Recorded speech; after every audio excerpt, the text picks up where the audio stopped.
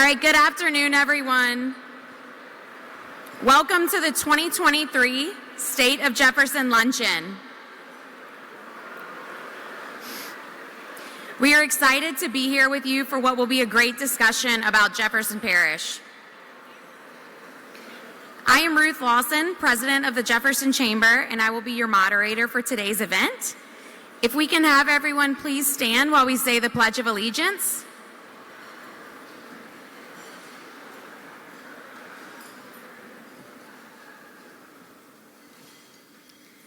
I pledge allegiance to the flag of the United States of America and to the republic for which it stands, one nation, under God, indivisible, with liberty and justice for all.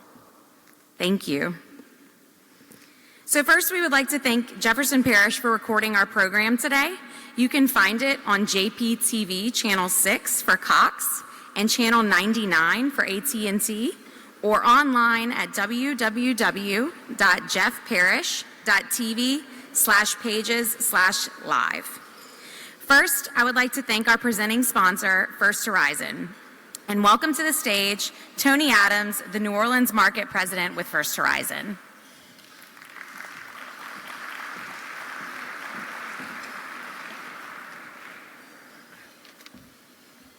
Good afternoon, everyone. Again, I'm Tony Adams, the New Orleans Market President for First Horizon. I want to start out by thanking the staff of the Jefferson Chamber for putting together such a great event here. First Horizon Bank is dedicated to delivering excellent customer service while supporting our local businesses and our nonprofit organizations. We've been in operation in Louisiana for over 136 years, and we take a lot of pride in that.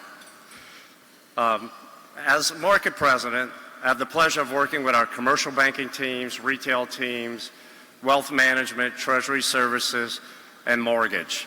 We have a great group of people here to service our clients, and if you're not clients with us, we'd appreciate you stopping by and letting us get to know you.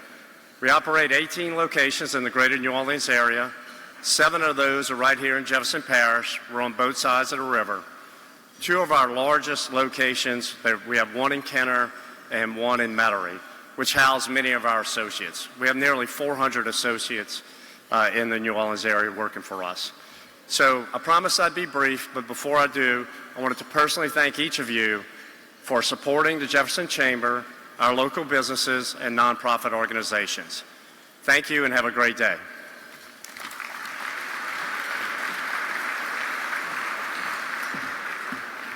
Thank you, Tony.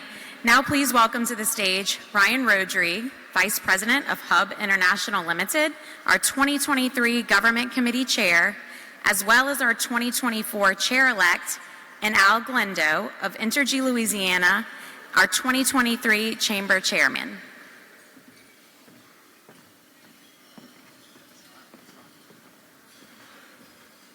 Good afternoon. Our Pro-Business and Forward-Thinking Council has continued to execute their ideas, and we cannot be more appreciative of their leadership, and congratulations. I do want to take a moment to recognize our elected officials representing Jefferson Parish, Councilman Marion Edwards, Councilman Byron Lee, Councilman Dino Bonanno, Councilman Dominic Impastato, Councilwoman Jennifer Van Vranken, Councilman Ricky Templett, Councilman Scott Walker, and Parish President Cynthia Lee Shang. Thank you.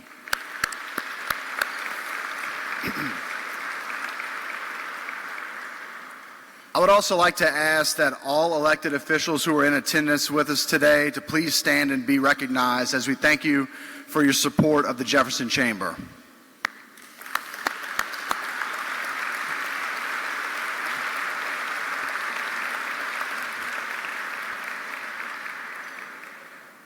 I also would like to take a minute to acknowledge some history that was made this week with Congressman Mike Johnson, representing Louisiana's 4th Congressional District, being elected to serve as Speaker of the House.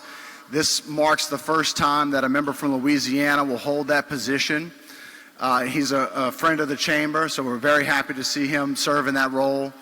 And also another bit of history with Congressman Scalise serving as Majority Leader We have representatives from the state of Louisiana serving in the two highest positions in congressional leadership, and it's the first time that any state has had two representatives serve in those roles. So very excited for them as they work to help us move forward.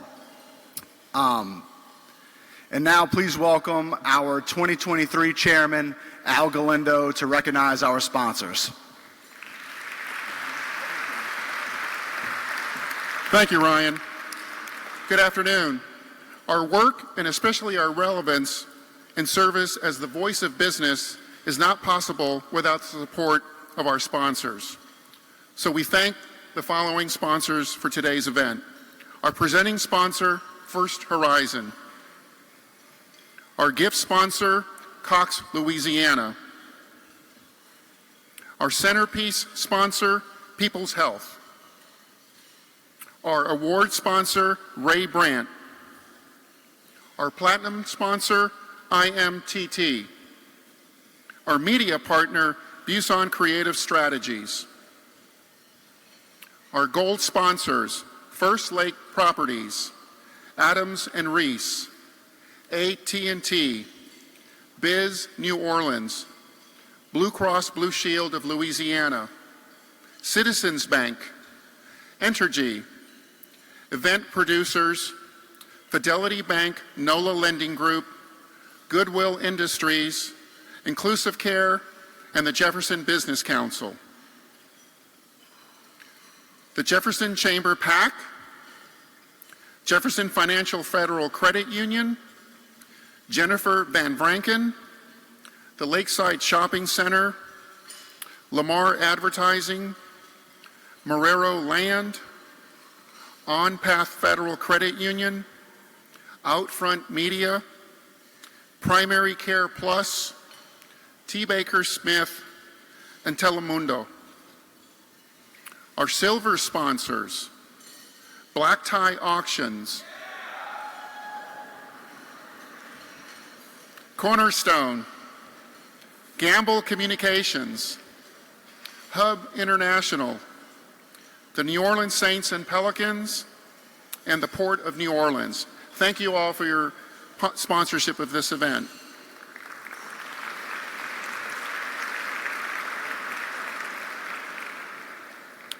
Annually, an award is given to one outstanding parish employee who goes above and beyond the special calling of public service. Please welcome our parish president, Cynthia Lee Shang, to present the Joseph S. Yenny Award.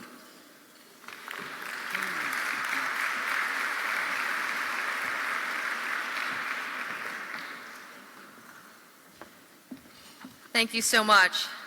Guess I should call him up. Brian Davis, you want to come on up? Brian Davis is a detention home supervisor for the Jefferson Parish Department of Juvenile Services, and he's been employed with Jefferson Parish for 3.5 years. Brian is one of 3 detention home supervisors currently active at the Rivard Juvenile Detention Center. Mr. Davis shares the responsibility of running a facility with the sole duty for the care, control, and custody of dozens of youth who have been deemed by the Juvenile Service Court to be safety risks to the community. He is a certified trauma-based relational intervention practitioner, which is a certification designed to help practitioners see the needs and meet the needs of children and youth in their care that have been impacted by trauma. To say that Mr. Davis goes above and beyond the call of duty is an understatement. His director describes him as an employee with an infectious and contagious can-do attitude. He exemplifies the public service by his initiative, energy, and service to our community, and is very deserving of this honor. Congratulations, Mr. Davis. You make Jefferson Parish proud.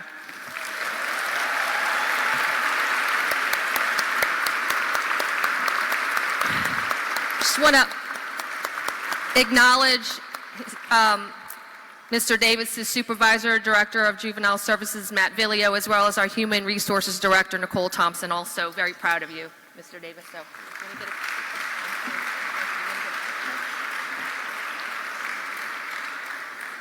Bruce, could you come in?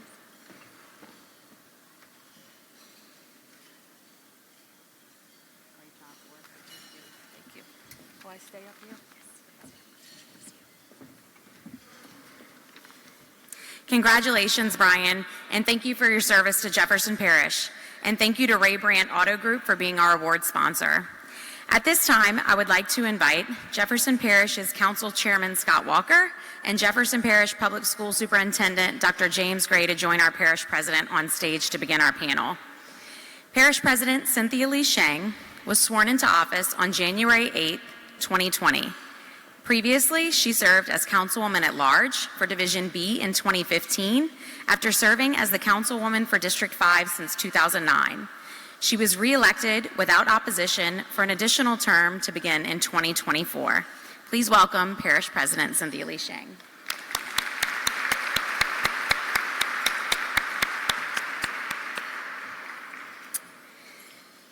Jefferson Parish Council Chairman and Councilman at Large for Division B, Scott Walker, was elected to the Jefferson Parish Council in October of 2019 and sworn into office of January 2020.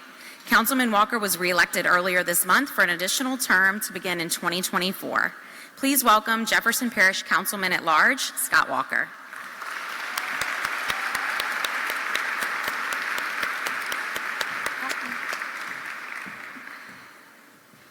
Thank you, Council Chairman. And last but not least, Jefferson Parish Public School Superintendent Dr. James Gray is a professional educator and advocate for educational equity.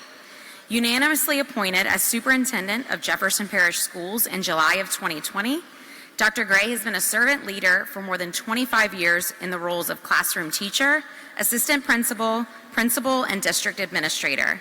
Please welcome Jefferson Parish Schools Superintendent Dr. James Gray.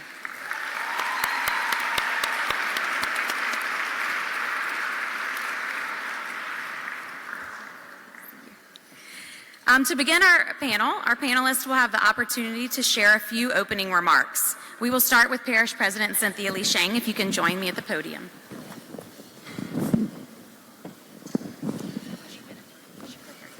Thank you. Thank you so much, Ruth, and thank you for the Chamber for hosting this incredible annual event that we all look forward to. We're just so blessed in Jefferson Parish to have such a partnership with the business community, and I think this is one of the premier events for that. So, we're elected to office for 4-year terms, and when we take on a project in Jefferson Parish, it has to be strategic and it has to be meaningful because it takes a lot of work and we have limited time.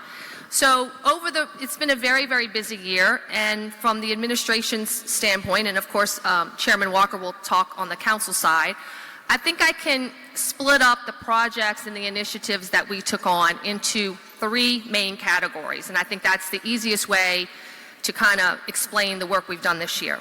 So the first one is called aging infrastructure. So, do I have to point it? Okay. Okay. So, we can look to one of my favorite buildings on Jefferson Highway as an example of just how old we are in this parish. It's the East Bank Water Treatment Plant Facility built in 1931. There's the picture of it right there. And it looks the part. It's got those subtle Art Deco elements. The population of Jefferson Parish increased, doubled from 1940s to 1950s.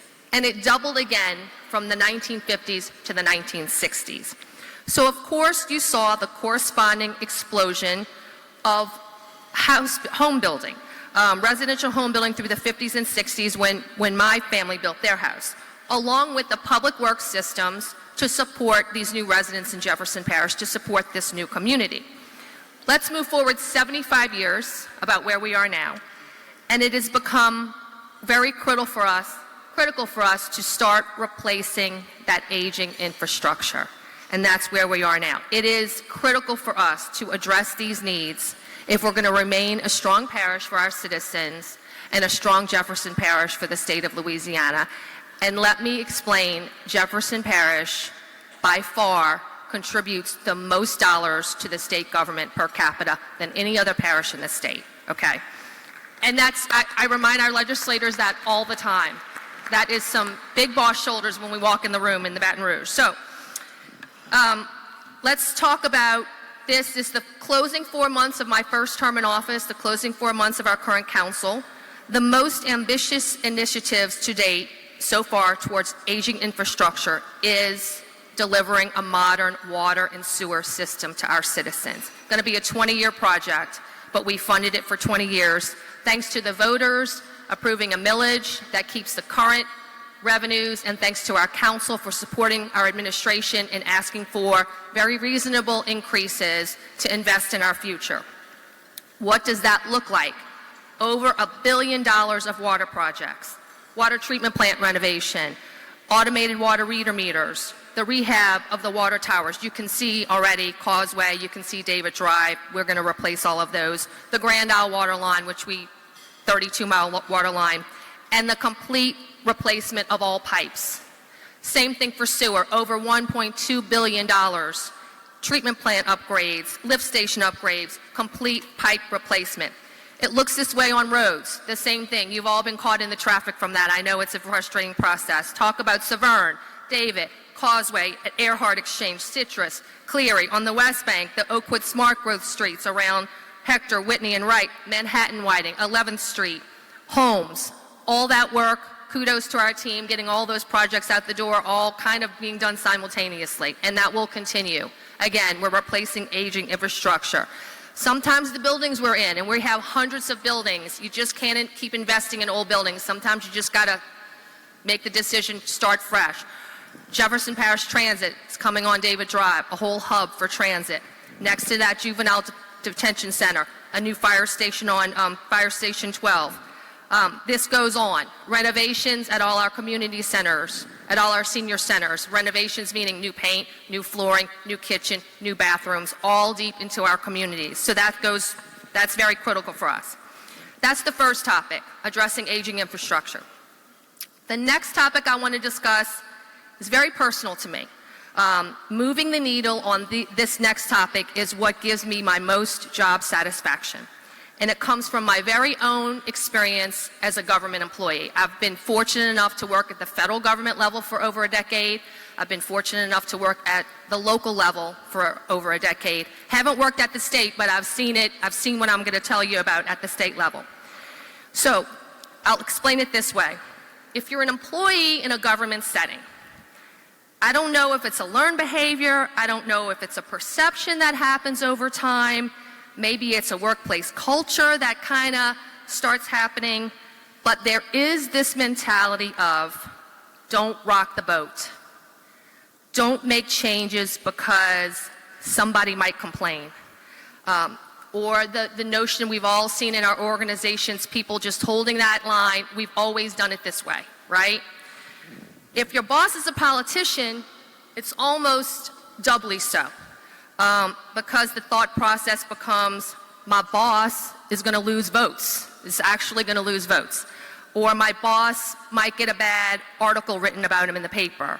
Or a lot of people are going to come to the council meeting and storm the council meeting and my decisions are all being criticized, right? So again, there's this inherent and maybe, understandably so, environment in government, all governments, not here in Jefferson, not just the state of Louisiana, I think all government service, of to not change. And it's my belief that over time, that thinking is what makes government stale, it's what makes government inefficient, and it's what gives government bureaucracy a really bad name, right? Why can governments get away with this? Because no one's going to put us out of business. Because we don't have a competitor out there that's going to take our market share, that's going to post higher profits. And the same revenues we got last year, whether or not we perform well, we're going to get about the same revenues this year. Very different from the private sector, right? That rewards incredible and innovative behavior. So if the first basket was replacing aging infrastructure, the second category, like I said, is personal to me. What I tell my directors, challenge the status quo. I got your back. What does this look like in Jefferson Parish? Well, a year ago I stood before you about Recreation Reimagined. The template that we've had for decades, over 27 playgrounds, does not work anymore. We've made those changes. What does this look like? We took a beating for that. Guess what, guys? 30% increase in athletics participation, 12 new programs in leisure services, a 10% growth in our Golden Age programming, 4 lives saved because of AED machines, where we started in 2020 with 4 machines, and today we have 65 machines across the playground with another 15 on order.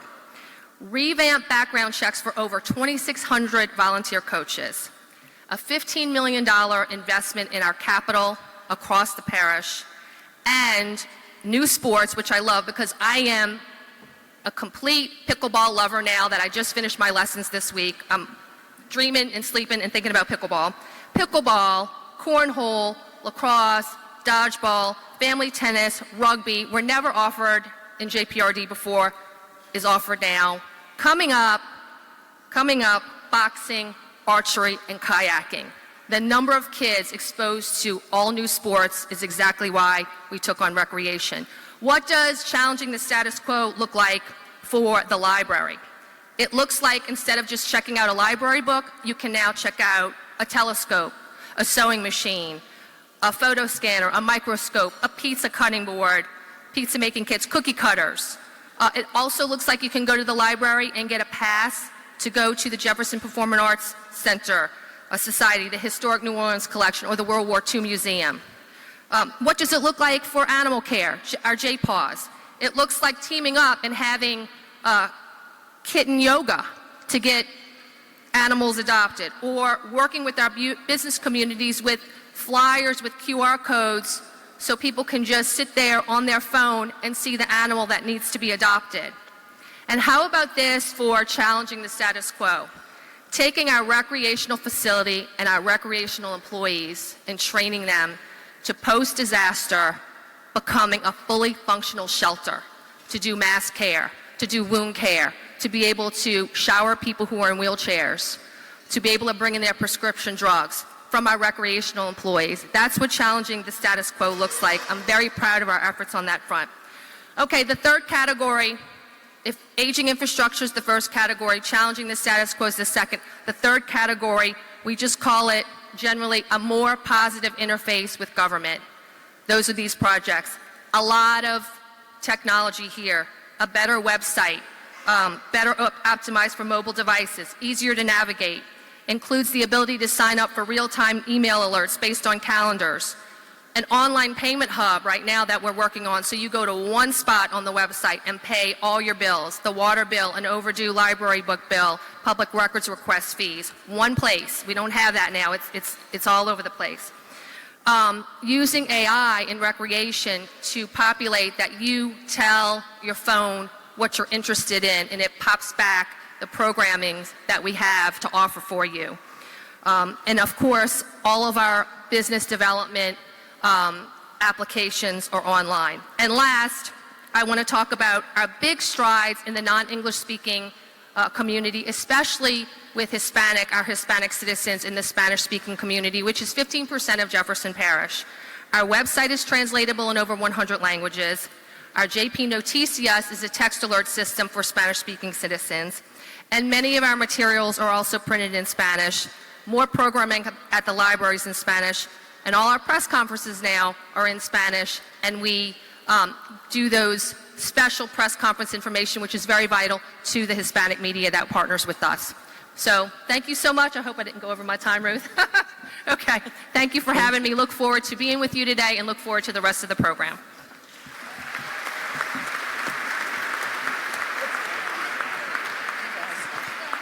Thank you.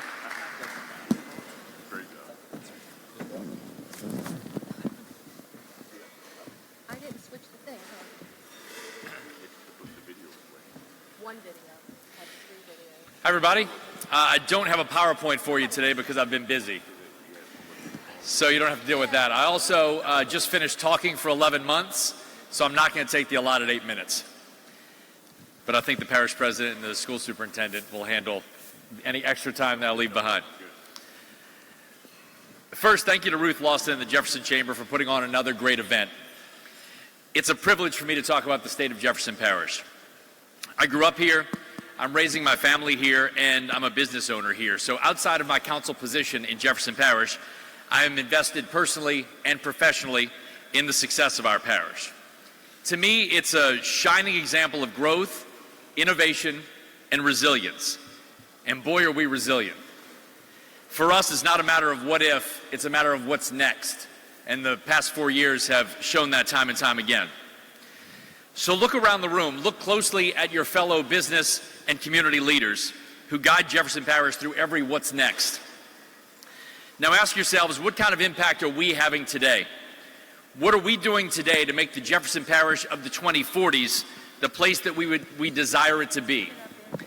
How are we going to leave it better than we found it when we're all done here and we move on?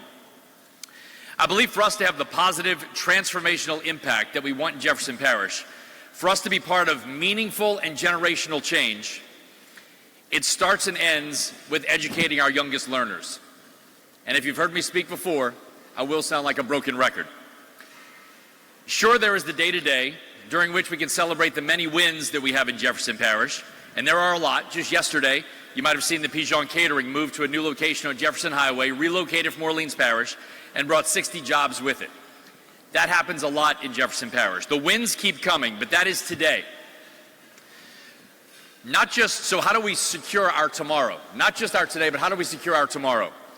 Not just the future for those of us in this room, but the future of your children and their children as well. Spoiler alert, it's early childhood education. But you may say, Scott, we're not the school system. That's why Dr. Gray is here. That's true, but we are a support system. There are 28,000 0 to 5-year-olds in Jefferson Parish. About 21,000 of them come from economically disadvantaged households. Only about 4,000 of them are currently being served by publicly funded seats. The issue is real, and it's staring us all in the face right now. So we have to continue putting local and private dollars into the Jefferson Ready Start Network to create seats at qualified early care centers across Jefferson Parish, and take advantage of the state's dollar-for-dollar matching fund, which is huge that we have access to that.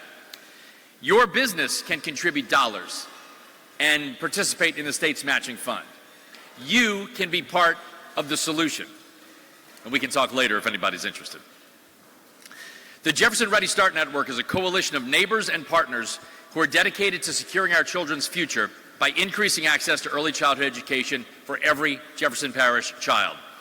The vision is that all children birth to 5 in Jefferson Parish have access to quality early childhood experiences that will prepare them to succeed. Think about this. 90% of brain development occurs before the age of 5. Children in a quality early learning center are 25% more likely to graduate from high school and 25% more likely to graduate from college. Children not in quality early learning centers are 70% more likely to commit a violent crime by the time they turn 18. Parents who can't afford early care and education are forced to miss work more often, making it hard on businesses to find workers.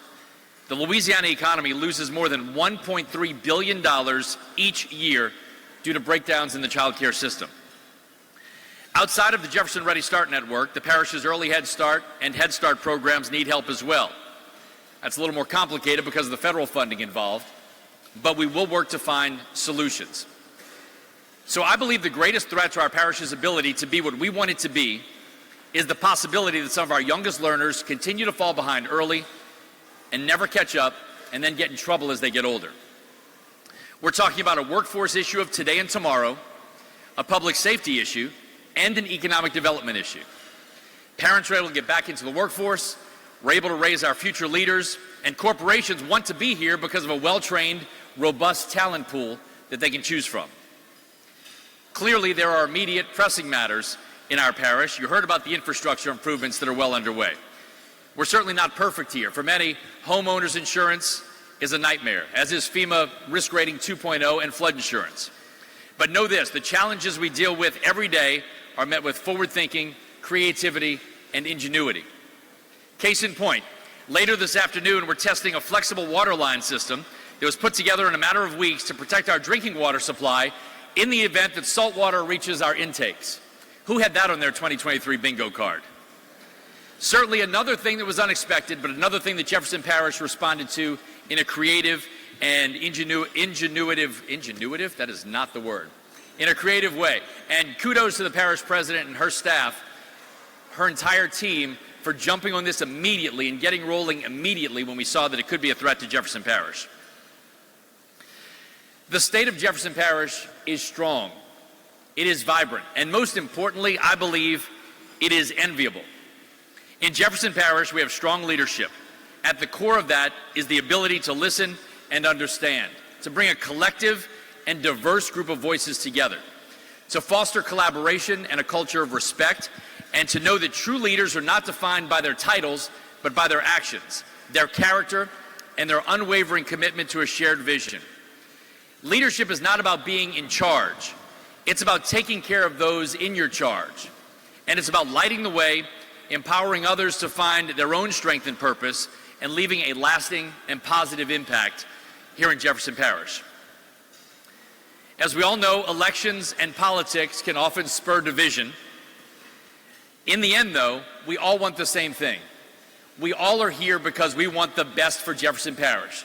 No matter where you stand politically, no matter who you like, who you dislike, we're all in this room today because we care about the present and the future of Jefferson Parish. So I'm very excited about where we are. I'm excited about where we're going.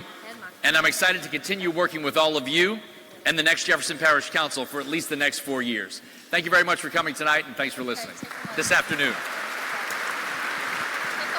Thank you.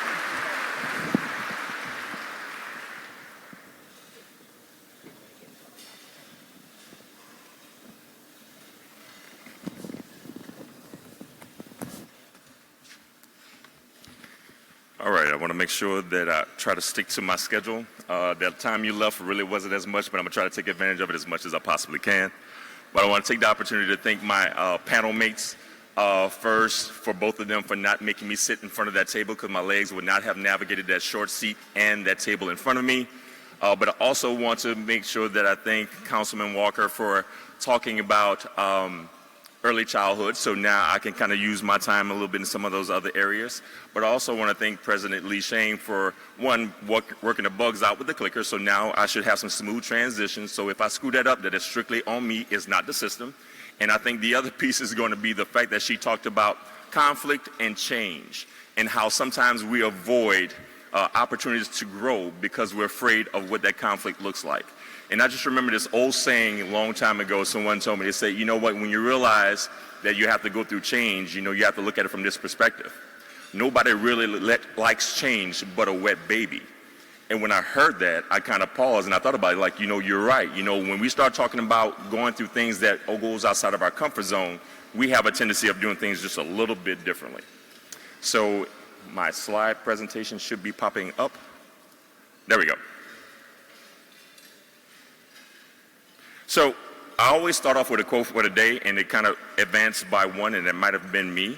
But my quote for the day is, for every expectation I have of you, I'm equally responsible to provide you the supports necessary for you to be successful with those expectations. And I really want you to think about that for a second. All too often, we'll have expectations for individuals. We'll tell them we'll support them. We give them exactly how we want them to do it. But we don't necessarily give them the resources or the tools necessary for them to be able to achieve that. And then it becomes incumbent upon me as a person who has established those expectations to make sure that I take every variable out of the equation that can actually stop them from being successful. And I look at that for our parish as a whole.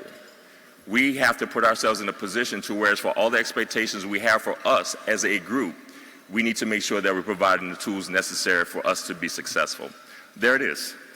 All right, so I don't have to do it again. So most recent wins. One of the things that we realize is no matter how much we put information out about where we're showing success throughout our school system, it never really spreads as widely as we want to. So we always take an opportunity when we're in a certain space that we want to reiterate those things. It's not that we're bragging. We just want to make sure that you understand that you should be proud of your traditional school system and your charter school system here in Jefferson Parish. We're actually leading in so many ways, but because we have we are the largest school system, but we have the most diverse population, there are a lot of barriers that we have to contend with. But the piece that I really want to say is that even with those barriers, we have such a solid core group of individuals that we're able to show success. And I need y'all to understand one thing. everybody in this room is a part of that collaborative process that allows us to be successful. But I also would be remiss if I didn't point out my board who's sitting at table 10 back there. If somebody can raise their hand so everybody can see where table 10 is. All right, we got Clay Moise raising their hand. But our board is phenomenal. And so for all of you who went out to the polls and voted for those individuals over there that's sitting at that table, y'all just made my job that much easier. I also have some of our central office staff who's also in that back table, a couple of principals, and also community supporters. And I just want to say that, we can't do what we do without people like all of you. First two things that we're going to point out. Jefferson Parish has the number 1, number 3, and number 7 top 10 high schools in our parish.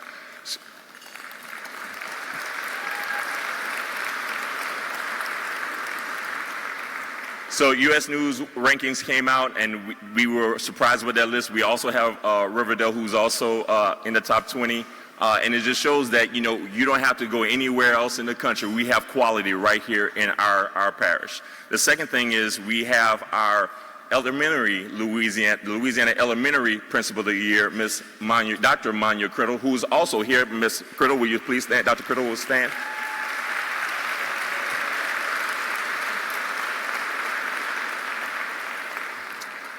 Woodmere, which really serves in marginalized population, but really has a strong community, strong principal that does a lot of work. Ms. Heimel is also here. But Woodmere received 2 awards last year.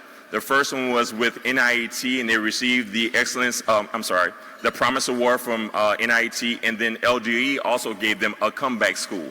So Ms. Heimel came in and did really good work, galvanized the faculty, really put children first, and we're seeing some positive outcomes for the school, for that school and that community. So we want to say thank you to her.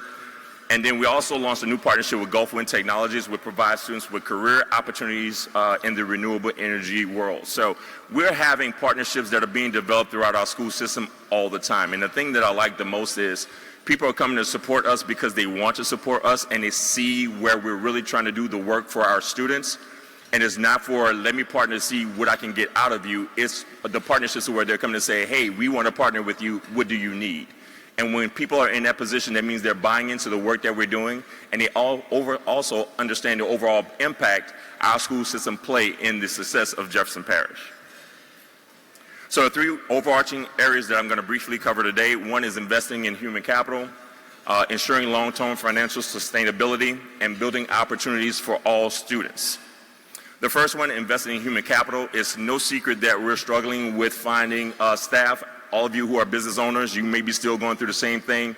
All the data that we're pulling is saying that this is a nationwide problem, and education is a microcosm of society. We're subjected to the same type of issues. And if you look at the chart that we have here, and it's a chart that is saying the number of parents that will encourage their kids to go into the field of education is declining. It used to be on the other end years ago. But because the educational profession is being looked at in such a different way than it was 25, 30 years ago, we're back to steady retirements, but the number of people going into the field of education has dropped dramatically. And so we need to figure out, how do we make sure that, one, we change the narrative about what public education looks like, but also how do we get our best and our brightest kids graduating from high school to want to go into the field of education. And so one of the things that we're doing specifically here in Jefferson Parish Schools to try to make sure that we can fill in those vacancies is we're leveraging every piece that we possibly can. And one is going to be our adjunct teacher, retired teacher program. And what we're doing is giving an opportunity for people who have retired, who still have some gas in the tank, that really want to be a part of what we're doing here and have them to come back and work. Now, because of certain laws, they can only work a portion of the day. They can't work the entire day. But at this point, we really want to make sure that we can have as many qualified people in front of our kids as often as we can. A second thing we're doing is an in-house certification program.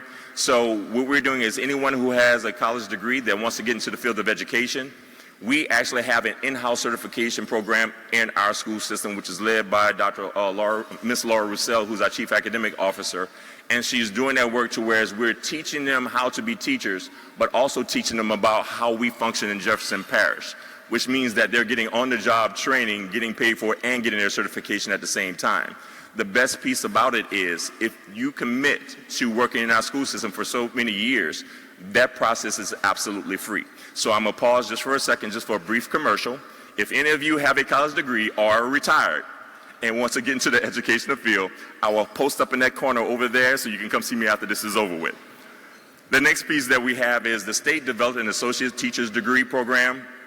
So whereas if individuals have an associate degree as at least 25 years of age, enrolled in a university, traditional university 4-year educational program, we can hire those individuals also. They can't get full pay, but at least they can make some money while they're working on their degree and still be able to fill a need for our school system. I think one of the bigger pieces is the fact that we're trying to make sure that we retain as many people as we possibly can. And so whenever we get an opportunity, we provide stipends when funding becomes available. And the reason why we do stipends instead of an increase in pay is because when you increase pay, you have to make sure that you have a sustainable source of funding to be able to maintain that. Stipends are as good as long as the funding is available. And so over the past 3 years, we spent over $41 million in stipends just to try to make sure that the people that we have, we can retain, and we have less chance of losing them to districts, surrounding districts who may have higher pay.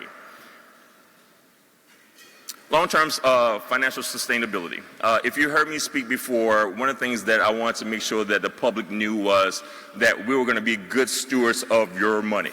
This is not a JP school system money, this is the taxpayers' money. And one of the things that we want to do is make sure that everybody understood that we're going to just be smart about how we function. And one of the things that we talked about was how we're going to be as transparent as we possibly can. And I want you all to know you can go on our website right now, click on the link, and you can see how we spend all of our funding here in Jefferson Parish Schools. And what we want to do is to let people know that, one, we don't have anything to hide.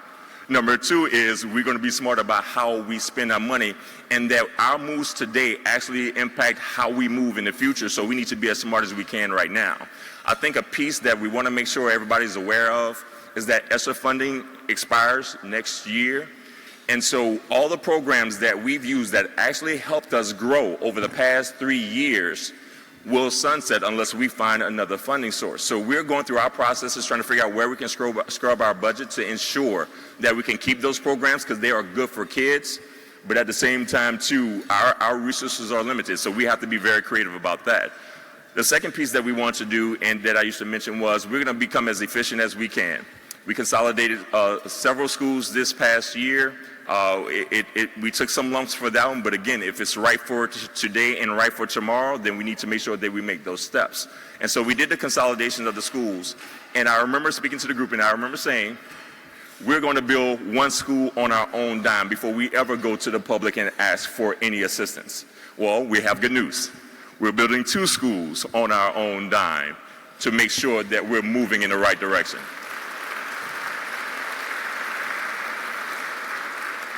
So we're going to be building 2 $37 million facilities, one on each side of the river, and they really can set the tone for what our district looks like. And we want to make sure that people can be proud of the buildings that they're going into. We also have a millage renewal that's coming up next in the spring. We always ask that y'all support, but we also have to put ourselves in a position to where we have to start thinking long-term too, and we're going to eventually have to go to the public to try to determine how we can assist our teachers. And this is why this is a priority.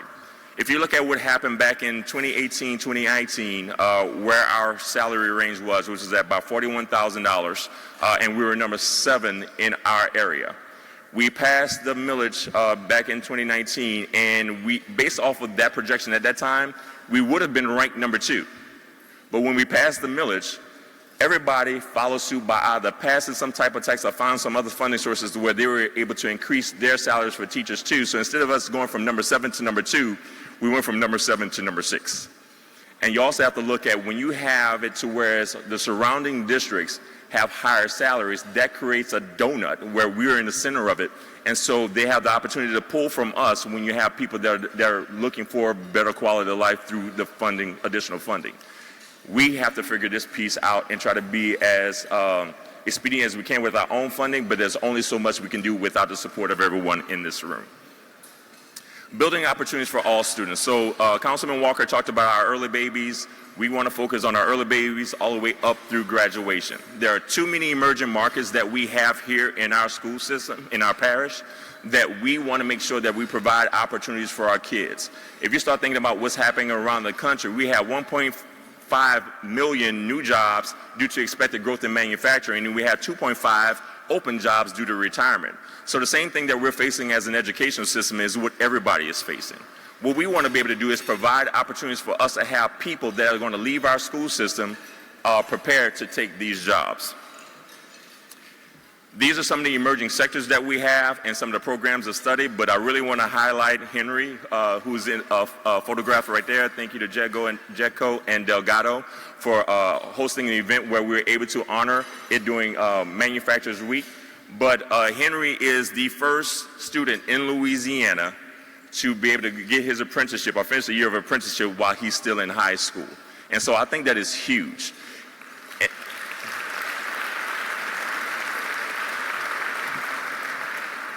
I just want to let y'all know, feel free to clap at any time. I will stop. Also, we made history this week. We had a student from Patrick Taylor, who is the first student in Louisiana to receive the Big Future Scholarship, $40,000. Depending upon where she goes, that can be a lot of money or a little money, but it's still a significant amount of money. So we're doing a lot of great things here in our school system. What we want to do is make sure we just continue on the building on the momentum. We established 2024 when Dr. K. Brumley was here. He was allowed us to be able to set a foundation here in our school system. What we want to do is be able to build upon that. So our new strategic plan, when we finally officially release it, is going to be 2028, the road to transformation, innovation, and excellence. I think we're well on our way in regards to that, but we know that we continuously need your support. So thank you for your time this morning. We really appreciate it.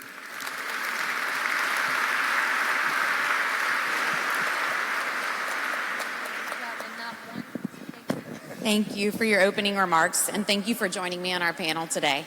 I'll give you all an average score on time. I'll begin with a question to all of our panelists.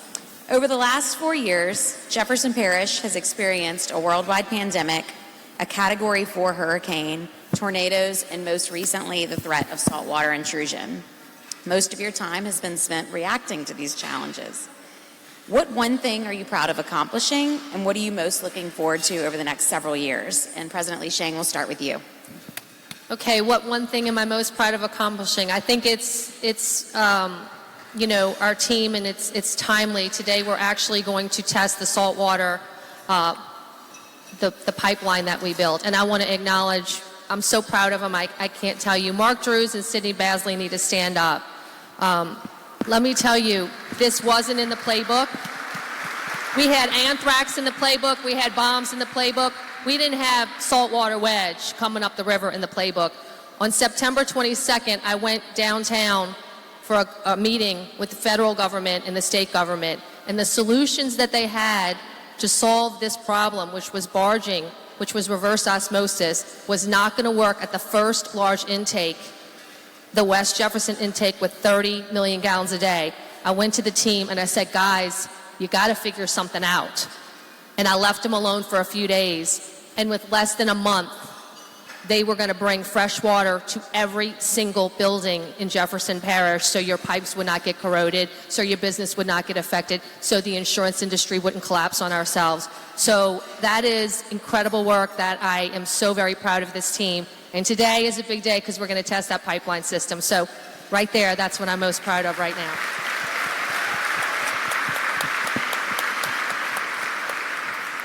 Thank you, Parish President Lee Sheng. I know a lot of times you get criticized for the work you did and never recognized. So we thank you. You made us comfortable, our residents, our businesses, that would not be an issue. And we thank you and your administration for doing so. Councilman Walker.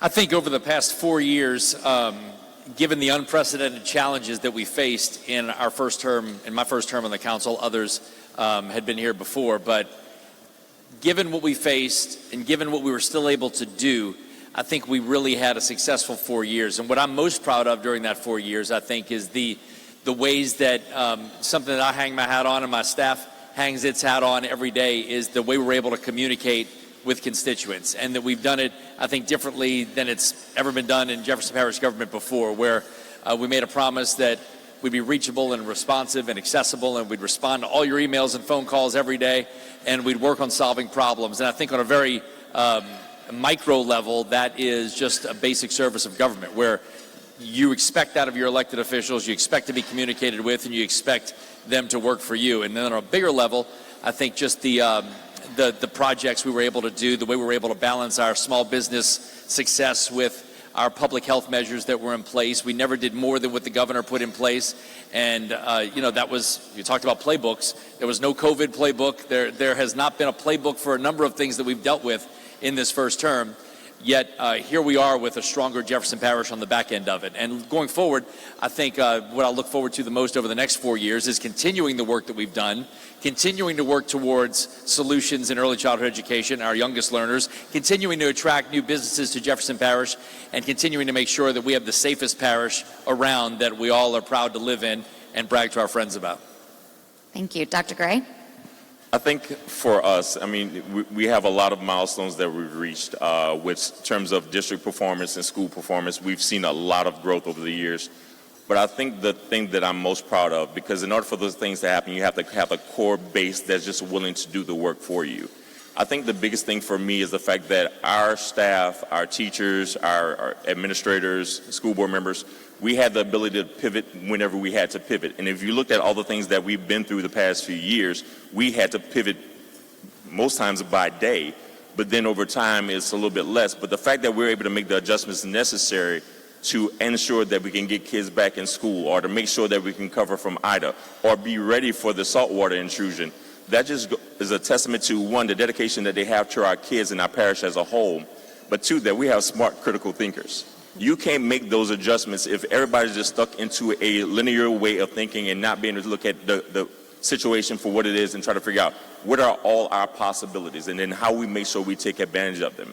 And we had to make decisions that weren't just good for today. We had to make decisions that were good for today, but also set us up for long-term success. Because eventually the world would start to slow down a little bit, and we need to make sure that we protected our core tenants as much as we could to ensure that when the crisis was over, we didn't lose ground in the areas that we need to make sure we maintain ground. So I think we did a pretty good job with that. And I think the last piece is going to be the level of support that we get, the fact that people don't look at Jefferson Parish Schools as a separate entity from all the other entities in our parish.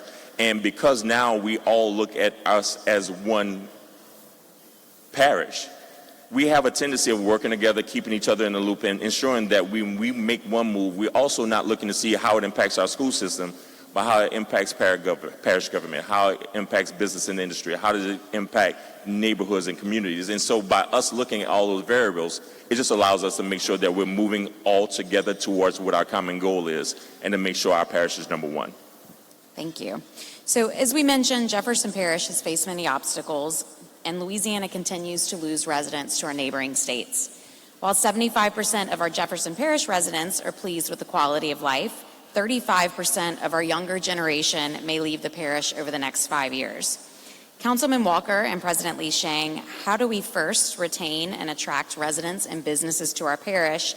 And then equally important, how do we diversify our economy on both sides of the river? Yes. I think it's a generational problem, number one, where you continue to see people leave our area, which is unfortunate. I know, I left for a while. I worked in local news all over the place, and I came back in 2009, but a lot of my friends didn't come back. And when they did come back, they didn't come to Jefferson Parish or Metairie. They went to the North Shore. And it's a shame that we continue to lose people to the North Shore. But I think a fact of our parish is some of the things that have been touched on already. We're not as new and shiny and pretty as some other places, and we have some work to do on that front. Some of it is just a reality we have to accept. Like, we've got old stuff, and it's not turning new anytime soon. But beyond that, again, it goes to our youngest learners and making sure that we stop kicking the can down the road like we have for decades from a local level and a state level. And to the state's credit, this past year, the past 2 years, a tremendous amount from the Jefferson delegation has been done for early childhood education, and tens of millions of dollars have been dedicated to it. So we're starting to take it seriously. We're starting to take it almost as seriously as LSU football. And as soon as we continue to do that, then we'll be in a better place statewide on that front. But I think to really have the change that we want to see, We have to make this attractive for people to come back. We have to have a trained workforce for companies to want to come here. And we have to have the opportunities for the young people to work here. And we have to have the housing options for them to work here. We don't have a ton of affordable housing. We don't have a ton of available housing. But there are a lot of great things happening when you look at the Clearview City Center renovation and the apartments that are under construction there right now, what's going to happen eventually in Elmwood with a mixed-use retail development. That's what we need more of in Jefferson Parish. That's what we talk about, and a lot of our developers are approaching new, exciting initiatives on those fronts. So that's something that is going to take a while, but we can start chipping away at things today and making sure that people know we're working on our future now. So if they have children going off to college in the not too distant future, they'll know they'll have hopefully those opportunities to come back here and live and work. I think I'm going to echo a lot of what our chairman just said. So, when you're young and you're single and then maybe you're starting a new family, what do you look to? And we're already well ahead on that. You look for a safe place to live, and we have such a strong sheriff's office. You look for a good school system and look at all the incredible things you're doing there. And then where the parish, the council, and the administration comes into effect is you want those quality of life elements, the amenities, the places to be, the green space, the parks, the bike paths, and the businesses that you like to frequent that you see in other cities. You want it here. I'm sorry we don't have a Container Store, guys. I know, but so how do we do that? And that's through permitting, and that's through the limited land that we have. What are the rules on that land? You look at the incredible development that's going on Metairie Road, where one successful restaurant, the customers frequent it a lot. It just spurs new development. Well, we passed legislation in 2015 to change the rules of that, and you see the outcome of that now. So it's very critical that we look at every piece of land and that we don't have investors willing to invest, but we don't have the land matching up with those interests. That's critical. And then certainly our economy. I think, we all agree the sports tourism is something that we really can get behind, an investment in these facilities for sports that are not only amenities for our own people, but bring tourism here, bring people to our community, spending money, not only for that sports piece, but the family staying in the hotel, the little brother or the little sister going for bayou tours, the restaurants, the shopping, all of that brings, and you see all of us understanding the importance of that. Thank you. And Councilman Walker, can you touch on how we diversify our economy on both the East and the West Bank of Jefferson? Yeah, I forgot the second part of the question in my answer before. Thank you for coming back to me, though, Ruth. I think when we talk about the East Bank and West Bank, there are a lot of obvious differences. You see the East Bank is pretty built out. And when people ask me about the West Bank, what about the West Bank for this? What about the West Bank for that? I say, well, number one, we don't make people open up in certain places. They go where they feel like they can be the most successful. But how can we make the West Bank more attractive to businesses that want to be there? And I think part of that is infrastructure, and there is room to grow on the West Bank. When you look at development in Jefferson Parish, the room to grow, a lot of room to grow is on the West Bank. I had a conversation last night about, look, TPC is a world-class golf course. Let's get a subdivision around there. Easy for me to say, but that makes sense. Obviously, there are land issues and there are infrastructure issues over there that you have to overcome, but that's what's coming to the West Bank. I always say I think the East Bank had a 20-year head start in development on the West Bank. So I really do believe that these things are coming to the West Bank. The growth and development is coming to the West Bank. The industry that the West Bank desires in Avondale and other places are coming to the West Bank. It's just a matter of making those things happen. And hopefully over the next 4 years we can do that, because there's nowhere to go on the East Bank. I mean, it is built to the gills. So I really look forward to exploring those opportunities over the next 4 years and seeing how the West Bank can grow and what it's going to mean to the people over there. Thank you. And Dr. Gray, how does public education tie into economic development for our parish? Well, I think the biggest piece is when you start trying to get people to move into an area, one of the first things, just like Madam President said, is schools. They want to look and see how successful the schools are, but they also have to look to see what the schools look like. And if you look at a lot of the places where we're losing our residents, they have invested heavily into facilities. And not only are the parish facilities are aging, our schools are aging. The average age of our building is 60 years old. We have a couple of schools that are knocking on the door of 100. So when you're looking at those, that means everything internally is also that old. And so whenever we have opportunities for strong winds or storms or flooding, there's a guarantee that something will go wrong, and sometimes we actually have to pause education in order to get it done. So we need to make sure that we're providing opportunities to have better facilities. We're taking the first step. We're going to go first. We're building 2 new schools, and we're hoping that, this is how people think, not an absolute, but a lot of people think. You can have the best educational programming going on inside of the building, but if the outside of the building doesn't match what's happening on the inside, people will drive right by and think that the way it looks on the outside is how it functions on the inside. When you start looking at some of these other states that are having a huge growth in populations, their schools look like what Patrick Taylor looks like, what Kinder Discovery looks like, what Woodmere looks like, so forth and so on. Our goal is to eventually, throughout our entire parish, it's going to take some time, but looking to get brand new facilities throughout. It really is the front porch of the school system. And so when you walk by and see pretty buildings, people have a tendency of thinking that it can be a little bit better on the inside. I think the second piece is because we have such strong educational programming going on inside of the building, we as a group have to do a really phenomenal job of marketing the fact that we have a top-tier educational system here in Jefferson Parish. And so now we become another viable option. And we always talk about competition, and we're never afraid of competition, just as long as it's fair competition.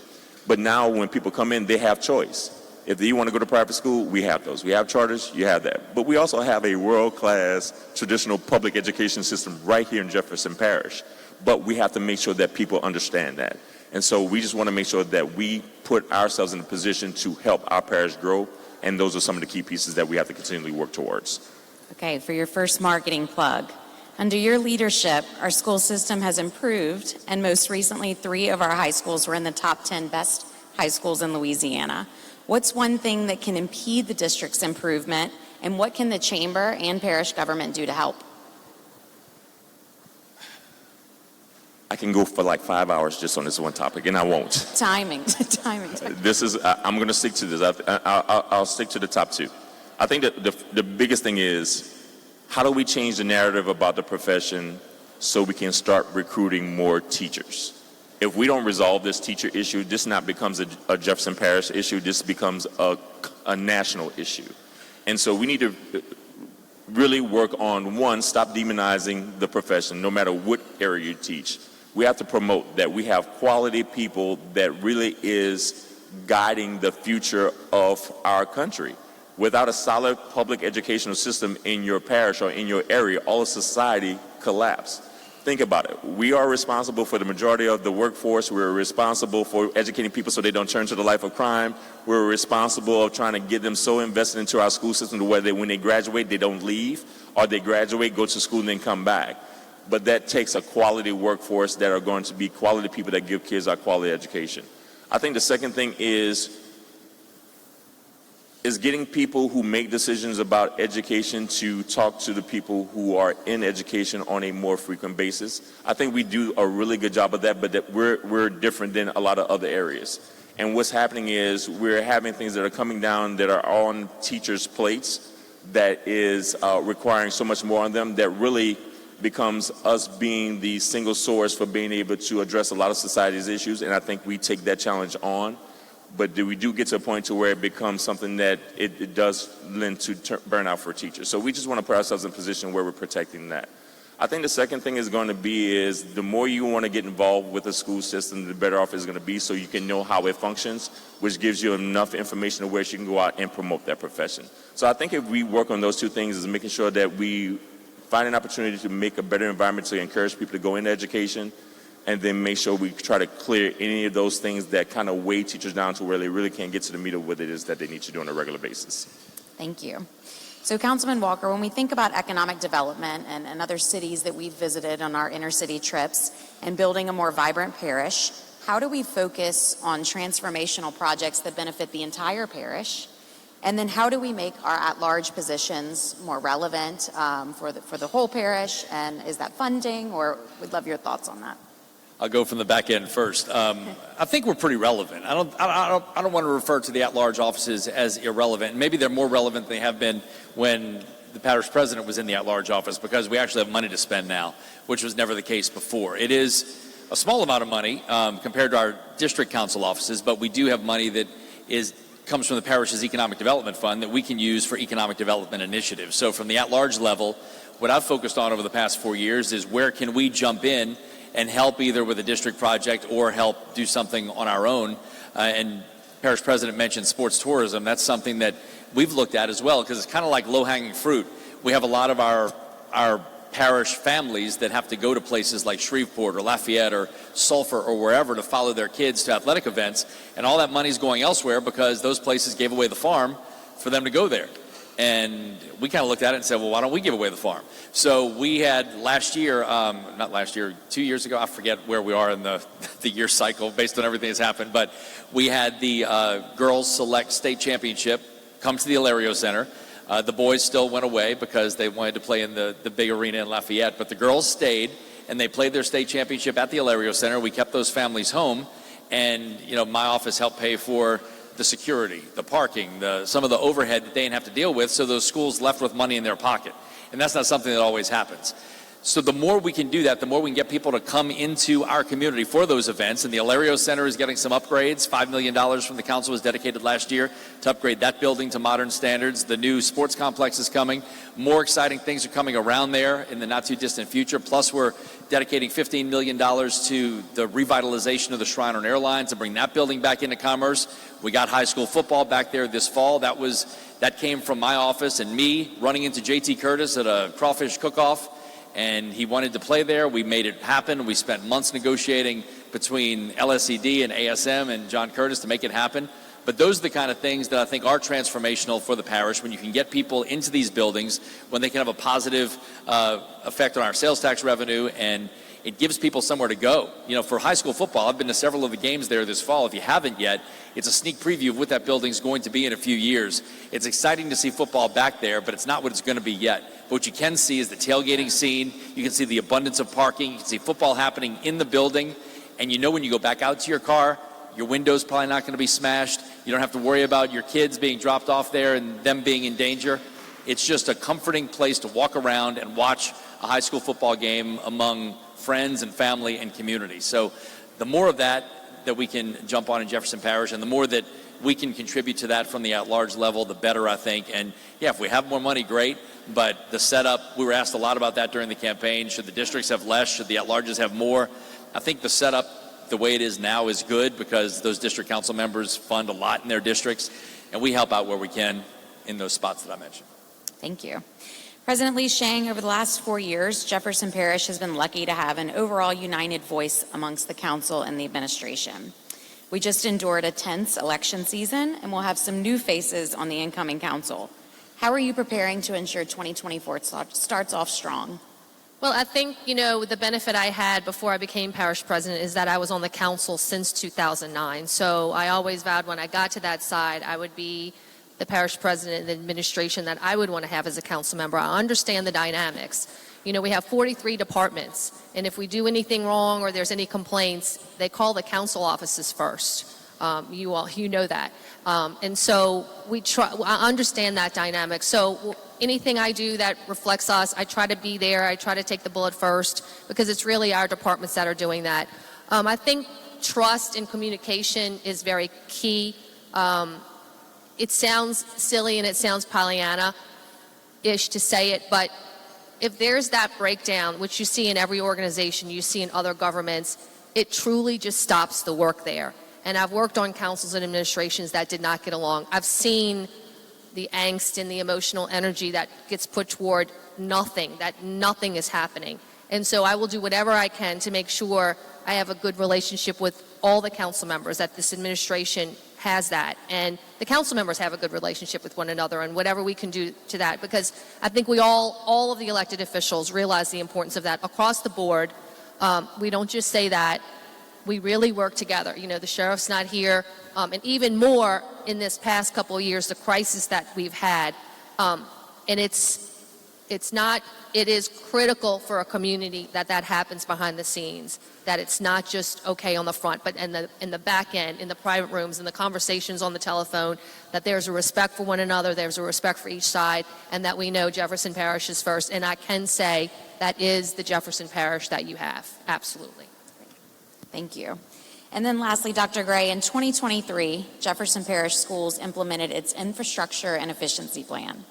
Although the school board received criticism, the plan expanded opportunities for kids, stabilized the district's financial future, and addressed staff shortages, aging facilities, and declining student enrollment.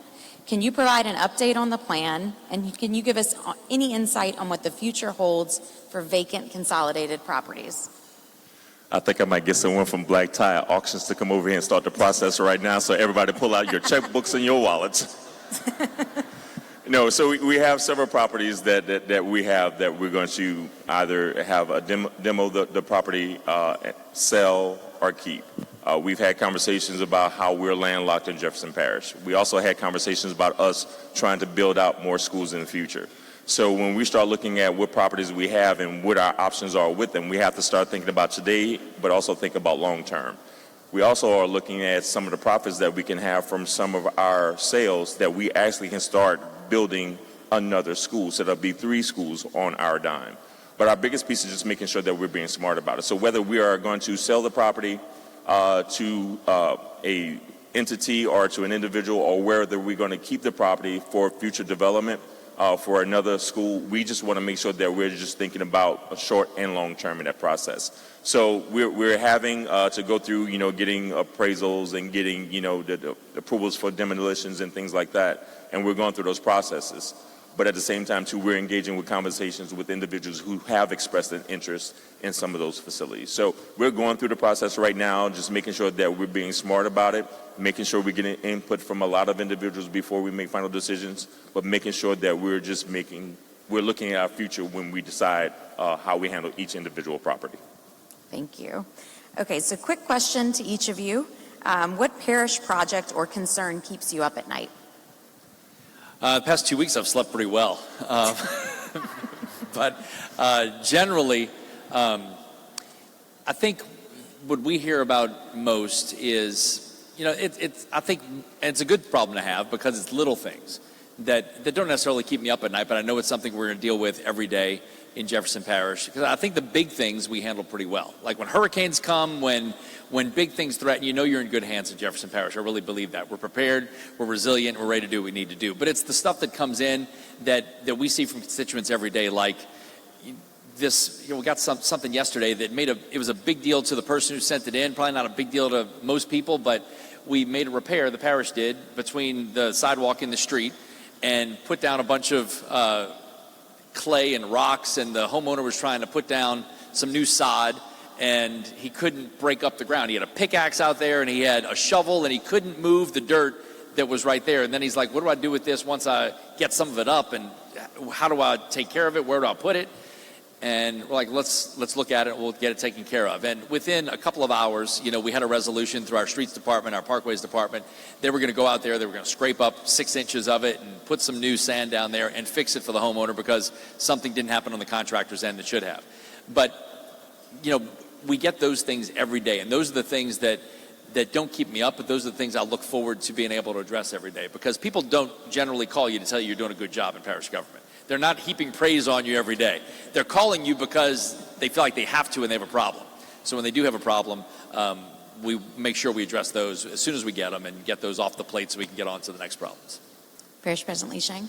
I really would have to say the insurance crisis that we're in. I think that, when you look back at especially my parents' generation, where the American dream was owning a home, I think the insurance crisis and that the fact that we as a state actually have to subsidize it and pay insurance companies to write policies down here south of I-10 is what I would always say when I go to community groups is the biggest threat that we have. I think, 12 to 15 companies at the beginning of last year just left the market.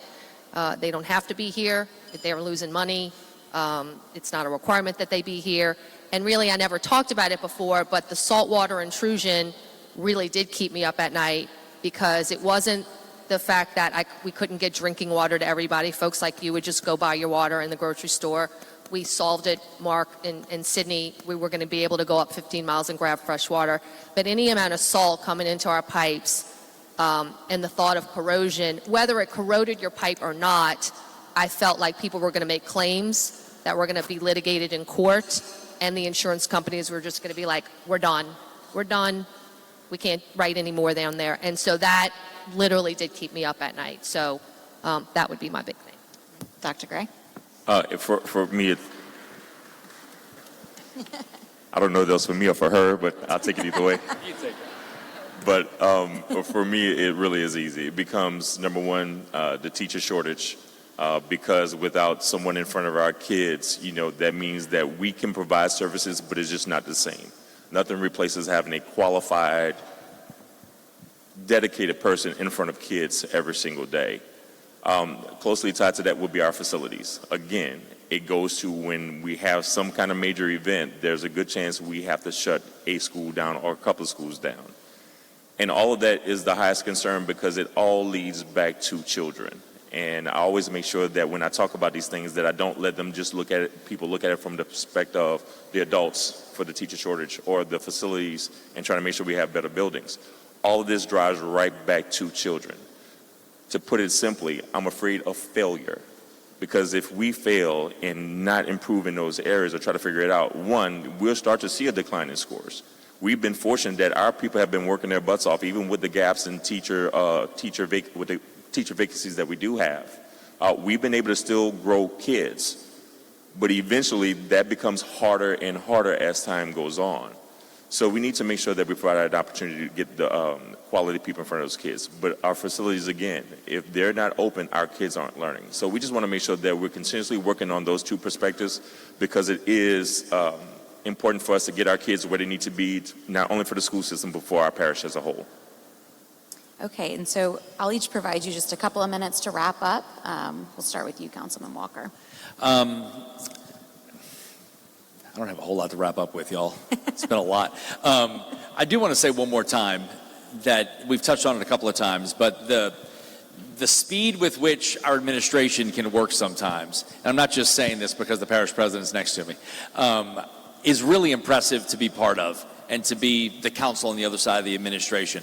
We've talked about the saltwater intrusion a couple of times, but to look at what they did for something that we've never had to really think about before, and how quickly they got this temporary pipeline system up and, as of today, running to show that it would work if we needed it.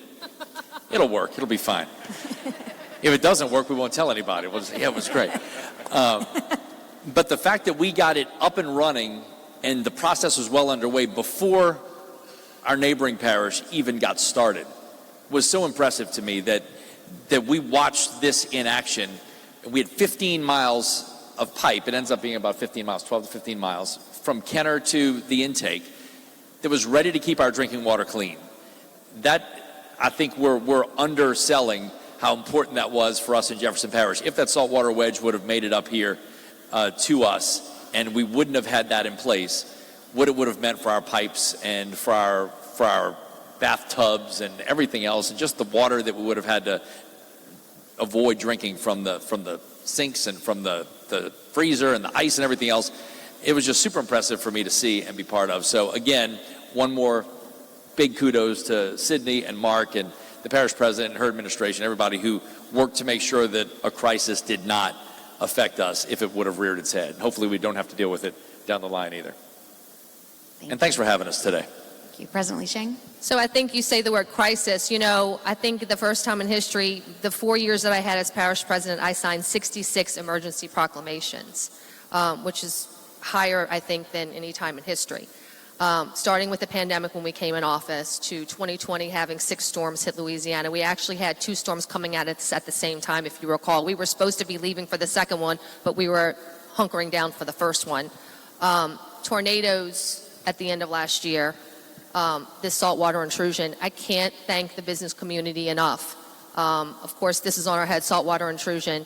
I asked for a meeting with the grocery stores. I wanted the grocery stores that had the person opening the store here. You know, the state said, we're going to call the National Association. I'm like, no.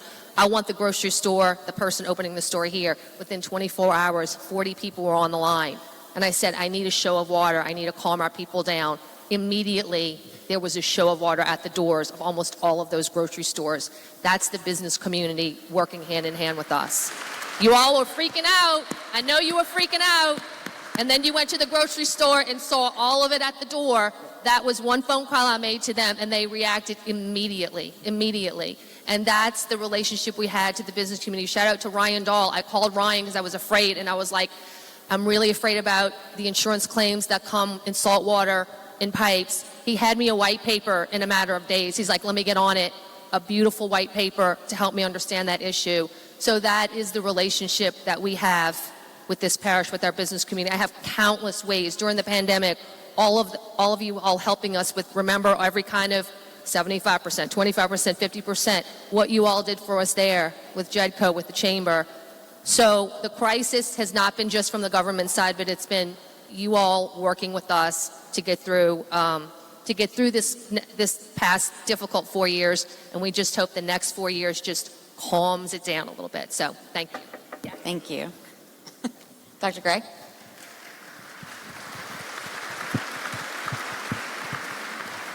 I actually would just like to end it the way I started, by recognizing and thanking.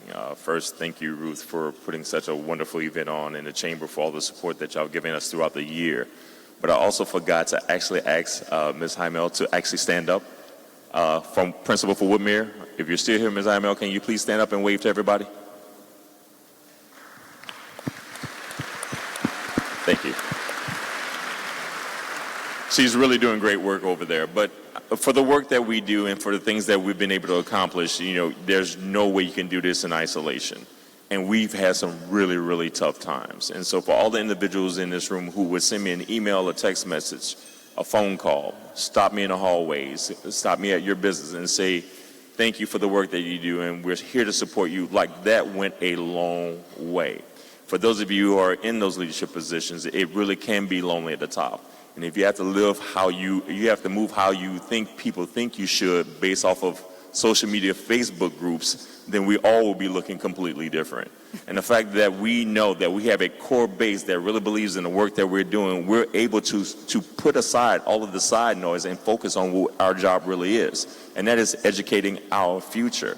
So I just want to take the opportunity to thank my board, thank all of our teachers, our staff members, our bus drivers, our anybody who does work with our kids. Thank you from the bottom of my heart, because we cannot do this without you. But for everybody in this room, from the bottom of my heart, I really want to say thank you.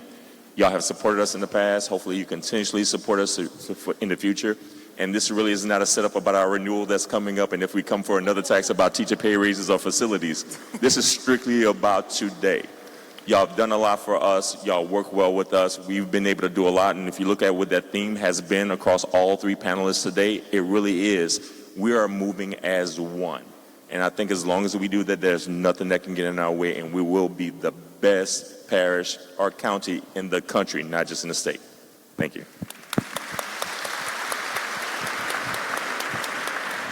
So thank you all to our panelists. I'm honored and I'm grateful to work with each of you every day. You each are a phone call away and have been so supportive of the chamber, of the business community, but all of the wonderful things you do for the parish. We're just eternally grateful. And I'm also just happy to call each of you friends as well. So before I close this out, I'd like for you all to remain here for a picture. But our next event for the Jefferson Chamber will be our 17th annual Tour to Jefferson, presented by Latrim. Tour to Jefferson is a social ride for cycling enthusiasts of all experience levels through Jefferson Parish. The goal of this ride is to continually enhance the awareness of quality of life amenities, recreational venues, and the bicycle master plan in Jefferson Parish. So please come out and join us on Sunday, November 12th at Estelle Playground. And thank you all for attending the State of Jefferson, and we look forward to seeing you all at our next event.